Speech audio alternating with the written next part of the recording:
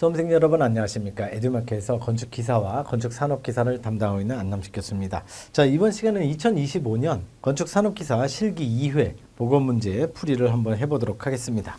자, 1번부터 보시면 입찰제도죠. 건설공사 입찰 과정에서 실시하는 PQ제도, PQ제도의 정의 및 장점 두 가지를 기술하시오. 자, PQ제도.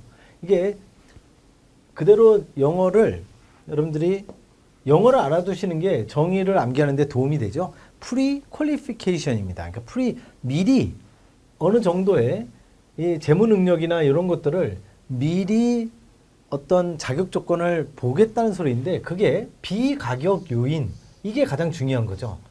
가격이 아닌, 가격을 제외한 나머지 기술적 능력, 재무 능력, 조직이나 뭐 공사 능력, 이렇게 가격이 아닌 나머지 능력이 가장 효율적으로 공사를 수행할 수 있는 업체가 되느냐, 그 입찰 자격을 부여를 한다. 한마디로 예선전을 거치는 겁니다. 프리퀄리피케이션이라는 건 예선전이에요. 예선전이 본선은 이제 가격이에요. 본선은 가격이지만 가격 이외에 비가격적 요인이 괜찮게 되느냐. 예를 들어서 이런 거죠. 뭐 예를 들어서 2020 지금 5년의 공사를 이제 입찰을 하는데 24년도 도급 순위 1위부터 50위까지는 도급을 그만큼 많이 했다는 건 어느 정도 기본적인 자격이 된다고 가정을 하는 거죠. 그래서 이런 공사 능력이나 이런 걸 쭉 보고, 그래, 그러면 24년도 건축 도급 순위 50위 안에 있는 사람만 입찰 자격을 주겠다. 그래서 그런 걸 프리 퀄리피케이션 해서 PQ 제도라고 하는 거죠. 그러니까 장점도 있고 단점이 있지만 지금 여기서는 장점 두 가지만 쓰라고 그랬죠.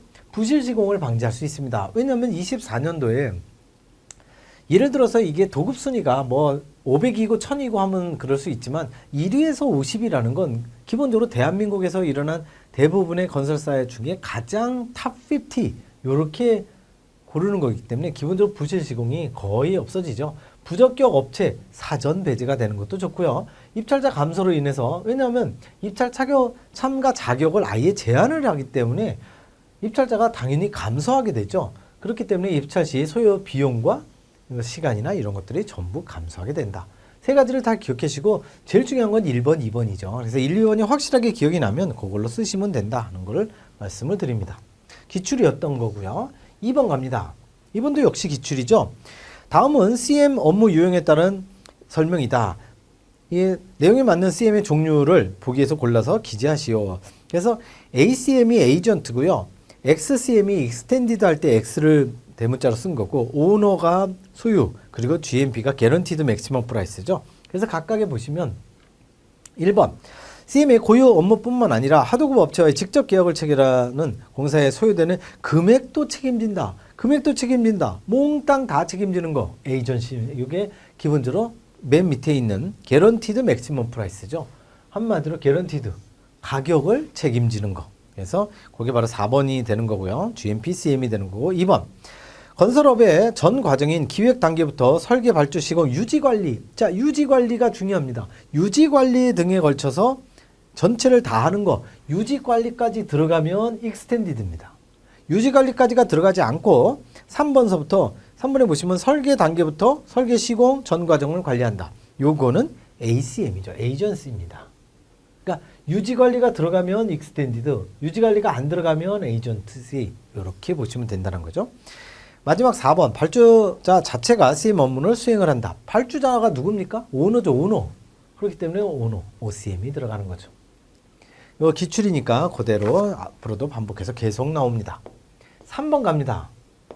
미장공사에 관련된 다음 용어를 간단히 기술하시오. 역시 기출이죠. 손질 발음, 실러 발음. 손질 발음 보시면 손질이 기본적으로 초벌 발음 전에, 그러니까 한마디로 처음 바르기 전에 마감 두께를 균등하게 하기 위해서 요철, 우둘두둘한 거 깎아내리는 거죠.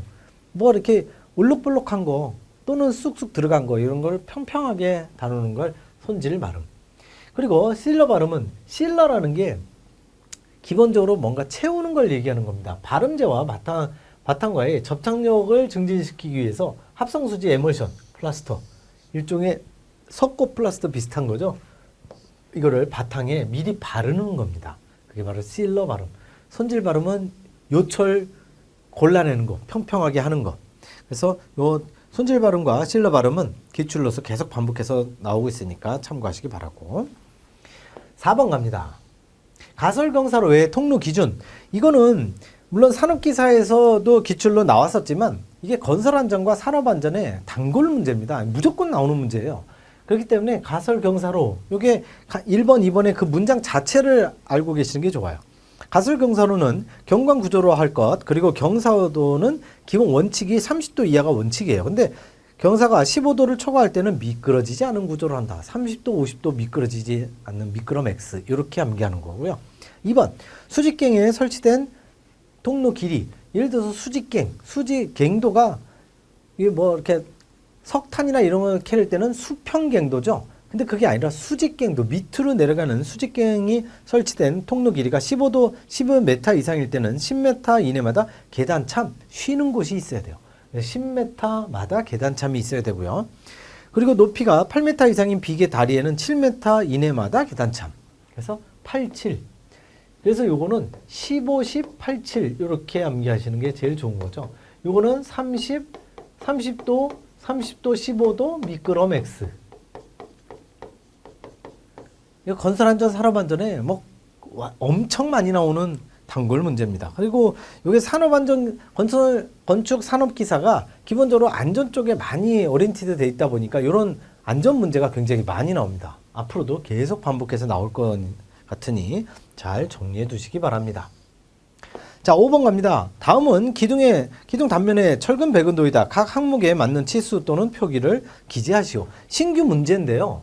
이게 실제로 여러분들이 눈에 보이는 이 수치를 전부 다 기입하는 거, 요게 그대로였거든요. 지금 보시면 기둥이 좌우 폭이 450이에요. 근데 기둥의 단면 치수를 써라 하니까 450을 그대로 쓰면 되는 거고요.